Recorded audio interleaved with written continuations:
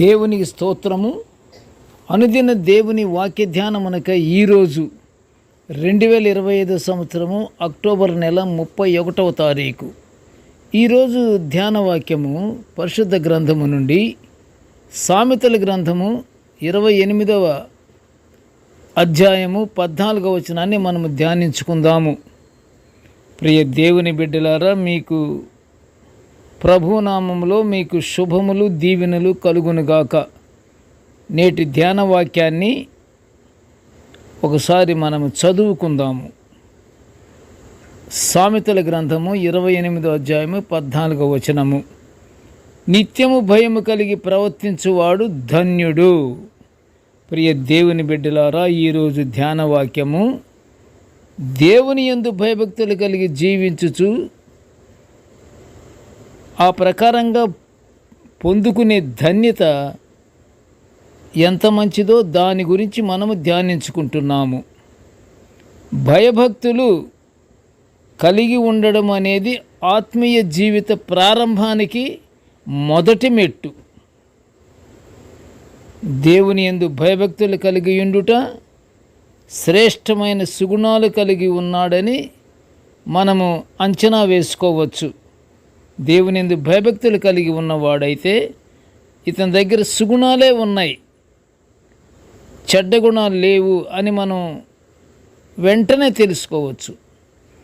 దేవుని నిత్యము స్తుతులతో ఆరాధించుచు మనము పరిశుద్ధతతో జీవించాలి. భయభక్తులున్నవాడే ధన్యుడు. మరియు జీవితంలో తప్పు చేయుటకు గడగడా వణికేవాడు కూడా ధన్యుడే. ప్రియ దేవుని బిడ్డలారా, పరిశుద్ధత కలిగిన వాడు ఏ తప్పు చేయలేడు. ప్రతి విషయాన్ని పరిశుద్ధతతో ఆలోచింపజేస్తుంది. మానవుని జీవితం సర్వ సమృద్ధిగా జరగాలంటే పరిశుద్ధత కలిగి ఉండాలి.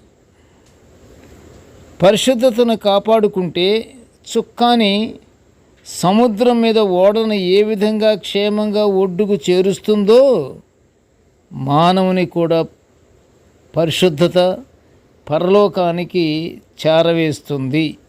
అంటే పరిశుద్ధత కలిగి ఉండటము అంత ముఖ్యమైనది. అది అమలు చేసుకోవటానికి కూడా కష్టమే. అవన్నీ భరించాలి. నీకు భరించిన నాడు నీవు క్షేమంగా నువ్వు జీవించడానికి అవకాశం నీకు దొరుకుతుంది. ప్రియ దేవుని బిడ్డలారా, మనలో పరిశుద్ధత ఉన్నప్పుడు మనలను ప్రతి విషయంలోనూ గైడుగా సహాయపడుతుంది.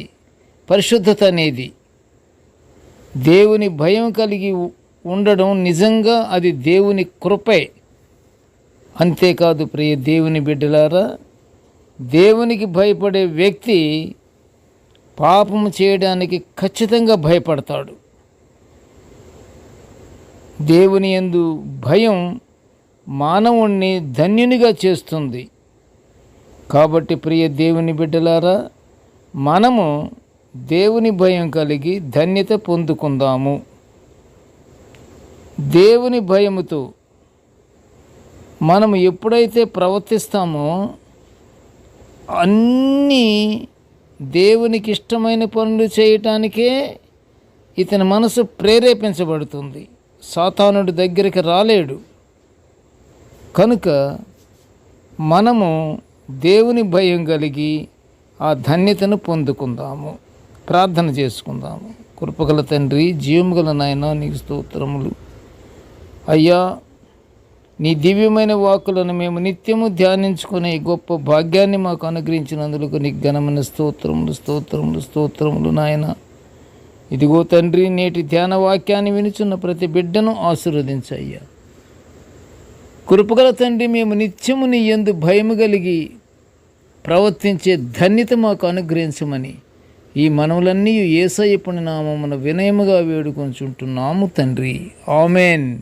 దేవుడు మనలందరినీ బహుగా దీవించుగాక. Amen, amen, amen.